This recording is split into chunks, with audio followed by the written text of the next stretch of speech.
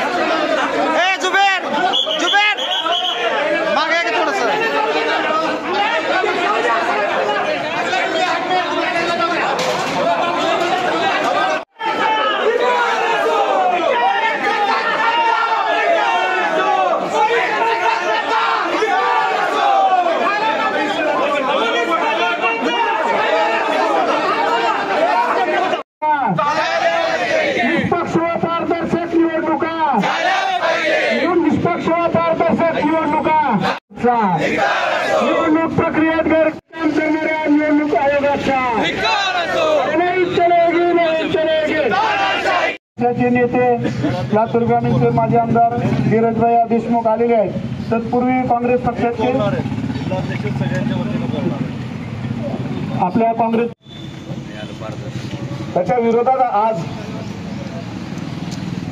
आणि युवा नेते धीरजजी देशमुख साहेबांच्या नेतृत्वाखाली या ठिकाणी 2019 ची निवडणूक झाली, जे 2024 पर्यंत 5 लाख मतदार वाढले होते। राज्यभरामध्ये आदरणीय नाना पटोले साहेबांच्या आदेशावरून बाळासाहेब थोरात साहेब असतील, विजय वडेट्टीवार साहेब असतील, आपले सगळेच काँग्रेसचे ज्येष्ठ नेते असतील, यांनी आज राष्ट्रीय मतदार दिनानिमित्त ज्या पद्धतीनं ह्या निवडणुका लोकसभेच्या असतील किंवा विधानसभेच्या निवडणुका ज्या झाल्या त्याच्यामध्ये बऱ्याच ठिकाणी ईव्हीएमवर संशय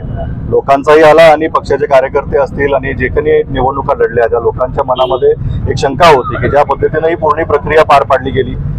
इलेक्शन कमिशनच्या माध्यमातून जे काही आश्वासनं जनतेला दिले गेले होते, उमेदवारांना दिले गेले होते आणि निवडणुकीच्या नंतर जेव्हा त्या उमेदवाराने त्यावेळेस आपली निवडणूक प्रक्रिया फेर झाली नाही किंवा काही आक्षेप नोंदवले, त्या आक्षेपांना त्यांनी थरा दिला नाही किंवा त्यांचं ऐकून घेतलं नाही आणि त्यांना ती फेअर प्रोसेस किंवा ड्यू प्रोसेस जी करायला अपेक्षित होती झाली नसल्यामुळं आम्हाला असं वाटलं की पक्षाच्या वतीनं देशभरामध्ये हे आंदोलन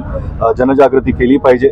आज आपण पाहतो की महाराष्ट्रामध्ये एवढा मोठ्या निवडणुका झाल्या, लोकसभेच्या निवडणुकीपासून विधानसभेच्या निवडणुकीपर्यंत जो काही पॅटर्न होता आणि अनेक निवडणुका आपण सर्वांनी कव्हर केल्या असतील की प्रत्येक निवडणुका हरियाणाची निवडणूक असेल, जम्मू काश्मीरची निवडणूक असेल, की लोकसभेच्या मतदानाच्या टक्केवारीमध्ये आणि विधानसभेच्या मतदानाच्या टक्केवारी असतील किंवा किंबहुना महाराष्ट्रामध्ये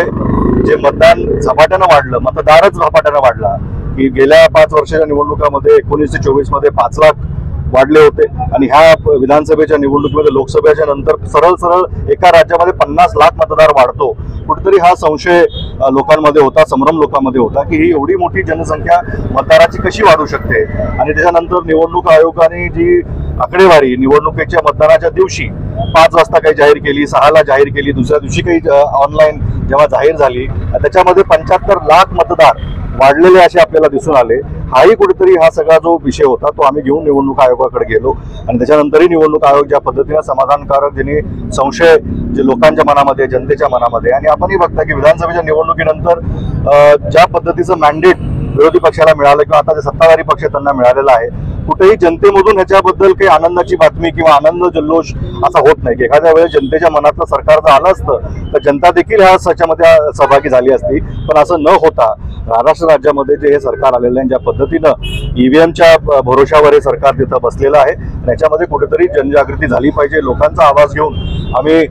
लोकशाही पद्धतीनं, संविधानिक पद्धतीनं जे आमचे अधिकार आहेत त्या अधिकारांना अधीन राहून आम्ही आज जिल्हाधिकाऱ्याकडे हे निवेदन करतोय की ईव्हीएमच्या ज्या काही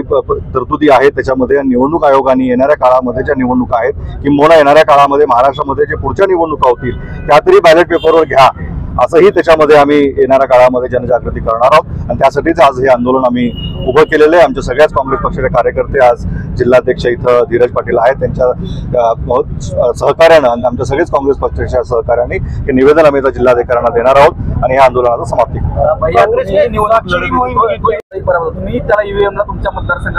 पक्षाच्या वतीनं आम्हाला जे काही डेटा पक्षानं मागितलाय तो सगळ्या मतदारसंघाने सगळ्या आमदारांनी निवडून आलेले असतील किंवा पराभूत झालेले असतील, हा सगळा पक्ष यांनी डेटा कलेक्ट केलेला आहे. पक्षाची जी भूमिका असेल त्याच्यामध्ये आम्ही सामील आहोत.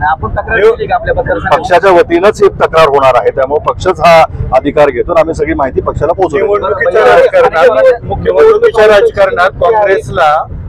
ढासळली परिस्थिती काँग्रेसची आता कुठेतरी बदलाचे संकेत येत आहेत आणि अमित देशमुख यांचं प्रदेशाध्यक्षांसाठी नाव चर्चेत आहे. युवा चेहऱ्याला संधी मिळाल्यास बदल होईल का? त्या सगळ्या चर्चा पक्षश्रेष्ठी आदरणीय मल्लिकार्जुन खरगे साहेब घेतील आणि पक्षामध्ये जे काही येणाऱ्या काळामध्ये बदल अपेक्षित असतील किंवा पुढे काय कारवाई असेल, सध्या तरी नाना पटोलेंच्या नेतृत्वाखाली आम्ही सगळेजण काम करत आहोत आणि त्या पद्धतीने पक्षाची बांधणी येणाऱ्या काळामध्ये आम्ही वाढवत आहोत. आयुक्तांची जी नियुक्ती आहे नव्या कायद्यानुसार त्या काळात होणार आहे. केसही सर्वोच्च न्यायालयात सर्वोच्च न्यायालयाकडून आपल्याला अपेक्षा आहे काय? न्यायालयाकडून आमची अपेक्षा असतेच आणि ज्या गोष्टी न्यायालयामध्ये असतात त्याच्यावर कमेंट न करणं, जे मॅटर सबज्युडिस असेल त्याच्यावर काही आता बोलणं काही उचित वाटणार नाही. धन्यवाद. प्रश्न स्थानिक स्वराज्य संस्था निवडणुकीमध्ये काँग्रेसची भूमिका जी पक्ष आम्ही आदरणीय नेते आमचे मल्लिकार्जुन खरगेजी, राहुलजी गांधी आम्हाला सांगतील ती काँग्रेसची भूमिका. धन्यवाद. निवडणूक आयोगाचा